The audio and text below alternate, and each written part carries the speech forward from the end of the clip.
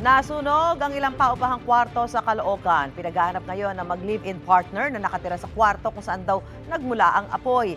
Live mula sa Caloocan, may unang balita si James Agustin. James?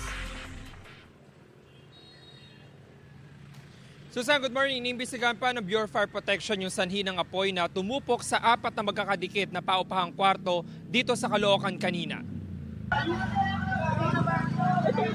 Binulabog ng naglalagablab na apoy ang mga residente ng Barangay 12 sa Caloocan mag-alas 3 sa madaling araw kanina. Kitang-kita kung gaano kalaki ang apoy na nagmumula sa ikatlong palapag ng isang residential building. Itinaas ng Bureau of Fire Protection ang unang alarma.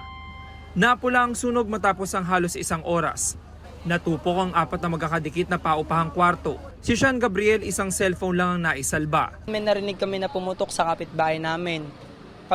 Pagkasilip po namin sa bintana, nagulat na lang po ako mayroong umaapoy. Ngayon,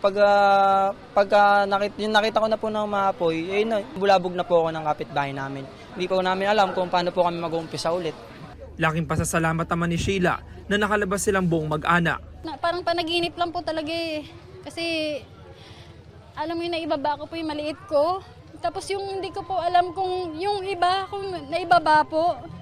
Buti na lang po talaga may mga kapitbahay po kami na na nagmalasakit po, na ibinaba din po yung ibang anak po namin. Wala rin silang naisalbang gamit kaya nananawagan si Sheila ng tulong. Sa gustong tumulong po, sana po matulungan niyo po kami kahit na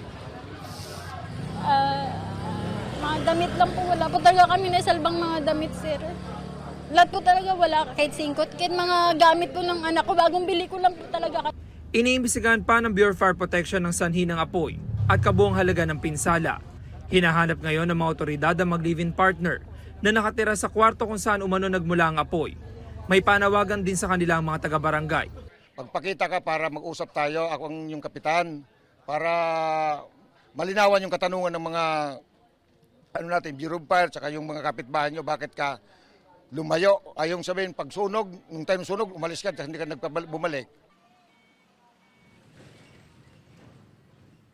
Samantala, Susan, yung ilang mga naapektuhang pamilya dito sa sunog ay pansamantala muna tumutuloy ngayon sa Barangay Hall. Yung iba naman ay sa kanilang mga kaanak na naninirahan din naman malapit dito sa lugar.